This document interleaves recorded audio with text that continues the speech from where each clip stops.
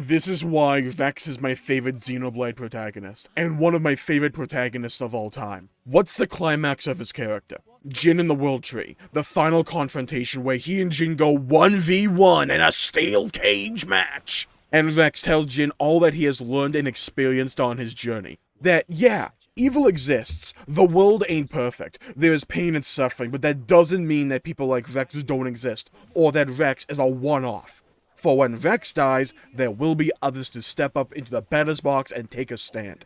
It's not a solo effort, where one person has to save the world or be the arbiter of good. It's a collective effort, day in and day out, through generations, passing the memories and lessons that we have learned on to the next. Yeah, the blade system of all rest may be cruel, but they can pass on their memories through their own actions, just like people can. No one lives forever, and that's okay. Because we can make a genuine effort to leave the world a little bit better than how we found it. We may or may not achieve our dreams, but we can work towards them, and that's the similarity between blades and drivers that Rex managed to learn. Because Jin thought blades were just caught up in this endless cycle of death and rebirth. Whereas Rex comes in and says, you are just as much of a part of this world as drivers, as people, as humanity. And just like how when people die, they're able to pass on their memories, their legacy to the next generation.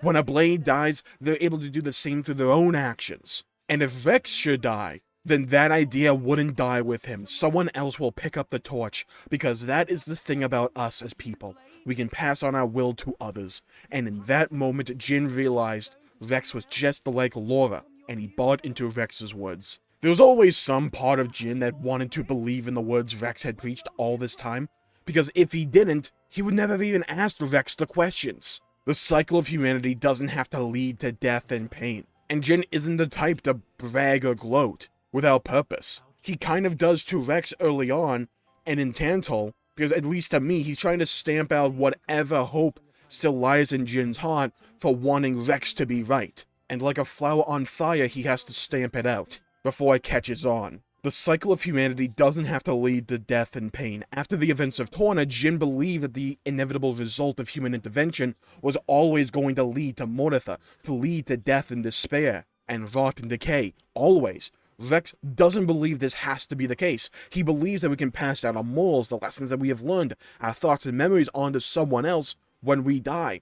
The body may wither and decay, but the memory can and will live on. Some way, somehow. Mortitha is only inevitable if we let it, but if we fight it, and put boots to mud and try each and every day to make a better tomorrow, then Mortitha doesn't have to be an eventuality. We can create a different future, a better one, but it requires effort, and not giving in to despair like Jin did, because sometimes the pain of the past can be overwhelming. It can engulf us, and seem inescapable. Our lives can change from one moment to the next in ways that we just cannot predict. And sometimes that can bring pain and sadness, but other times it can bring genuine hope and joy. And while not everything may be under our direct control, we can still try and bend humanity's arrow of fate towards the Elysium of our creation. That was the real Elysium. Not some mystical stopping point where Rex could throw wide the gates and let humanity in, and thus every problem and flaw of humanity would be immediately remedied. It wasn't some paradise that Rex thought it was at the beginning of the game. It was something we would have to build upon, to create together, not just in our lifetimes, but through generations to come. Look, I'll be real with you. It's a message that not everyone needs to hear, and it's absolutely a message, like all messages, that will affect you more if you experience it at a particular point in your life, and that's fine. For me, Xenoblade 2 came at a time when the game really resonated, and it's been a game that's always just stuck there with me. It's always been one of my favorite overall games I've ever played, despite its many flaws, and Rex and the way his character is handled is at the root of it all. Because yeah, he's an optimist, and yeah, he's an idealist, but the way he is handled is far more compelling than many other games and stories that have tried to do the whole idealistic optimist protagonist before, because Rex learns from his mistakes. He isn't one-dimensional. He's fun around the cast, and he's willing to dish out whatever banter comes his way. He stands up for himself, has really cool hype moments, and is always able to, at the end of the day, still look towards tomorrow with hope, despite the cruelty that he sees and all that cruelty and evil that he does internalize around him. But he doesn't ignore it. He isn't blind to the realities of the world. He is willing to contextualize it and realize that none of it will get better if he gives up. and he is pushed to the brink of failure and was willing to sideline himself if that was for the best, but eventually the others managed to reinstill in him the same hope he gave to them. And at the end of the day, he didn't fight Jin or Malos with hate in his heart for what they did.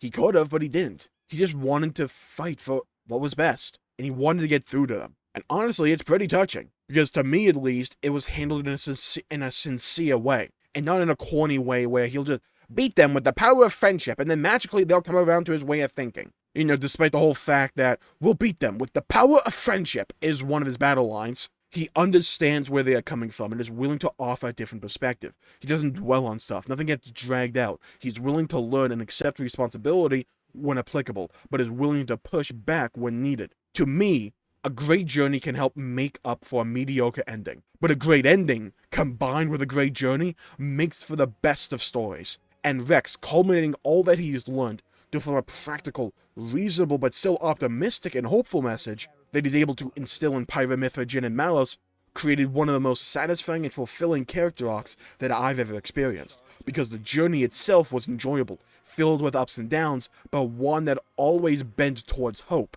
And bent towards hope because of the events of the game. It didn't feel cheesy. It didn't feel like it was just thrown in there because they have to be willing to believe in a better tomorrow. No, that was tested for Rex. And he had to come out realizing, hey, I need this. This is who I am. This is who I need to be in order to be my best self, in order to protect the ones that I love. And he had to culminate all those stories by utilizing all the lessons that he learned and experienced. Each of the antagonists in Xenoblade 2 represent a different path that Rex could have gone down. Jin showcases what happens. You lose that hope that Rex had, and instead of choosing to fight for a better tomorrow, you choose to fight against it and to end it all. Amalthus showcases the whole idea that Rex is immensely powerful. After awakening the third Aegis sword, essentially his own Monado, and while Amalthus used the powers of the Master Driver to forward his nihilism, Rex used it for the inverse, to fight for people instead of fighting against them. And he chooses not to use his power to control others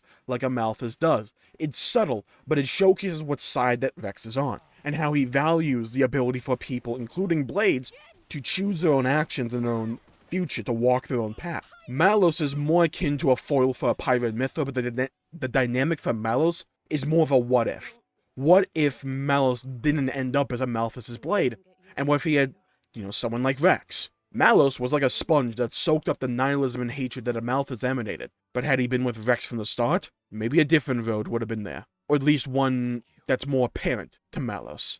And why are these parallels important? Because they showcase different aspects of Rex as a character. One of the key ways that Xenoblade likes to develop characters is by using various foils to those characters, to showcase how those characters could have ended up like, had things been different. It makes the villain not just relatable, because we can see how the MC could have easily turned out to be just like them, but subconsciously, we're able to be more invested in those characters because we can attribute the character development that one character gets to the other. Take Jin and Rex, for instance.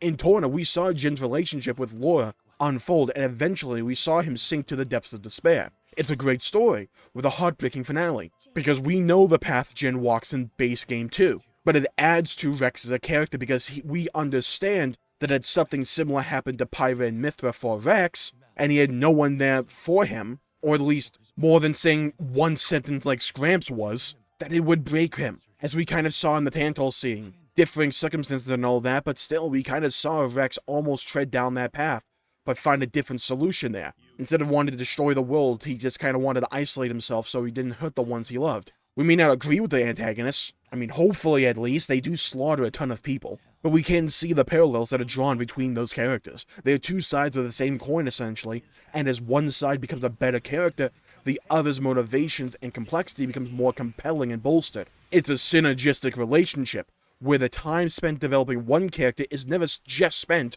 on one character. It's a very efficient use of time where multiple characters are being fleshed out at any given opportunity. And it all culminates with the final Jin and Rex fight, where after dang near 100 hours of story and game, Rex finally managed to create his own answers to the philosophical maelstrom swirling around Jin's head. Because yes, good people may die, and yes, there are a ton of people out there that we could consider to be bad or evil. And yes, when we die, that is it for us. But our ideals, our legacy can be passed down.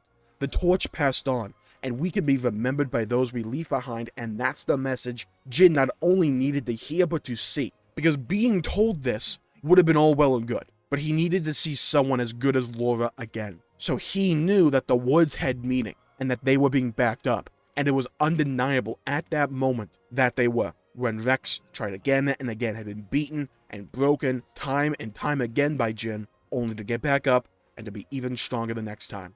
He matured not only as a driver but as a person, and until eventually he just overcame Jin, and was the antithesis of a Malthus who represented everything wrong with humanity to Jin. And to me, this is the climax of that entire story arc that had been going on from the beginning of the game with Rex in regards to Jin. Is humanity worth saving? Is the world worth protecting? And after all that Rex had been through, after all the time we had to develop him as a character, he walks away saying yes, and managed to convince Jin and Malus the same. Not Malus necessarily, but he managed to make Malus aware that there may have been another path. Maybe not for him, but he wonders what it had been like to have lived. But that isn't the end of Rex's story. Au contraire, mon ami. For we still have Klaus, the bridge scene, and one last Jew to cover. The finale of our Rex character analysis will be 1 week from today, so if you liked the video, please make sure to leave a like and subscribe and to hit the bell icon to be notified for when we finish this moment of eternity together. Stay safe, everybody. Have a great day. Leave a comment down below with how you felt for Jin and Rex's characters in this final moment for them. Did you like this finale? Did you like how this story kind of culminated here? Let me know. I'd love to hear your thoughts and hear your opinions. Stay safe, everybody. Have a great day. Go play some video games if you can. And as always, I'll see you all next time. Bye-bye, everybody.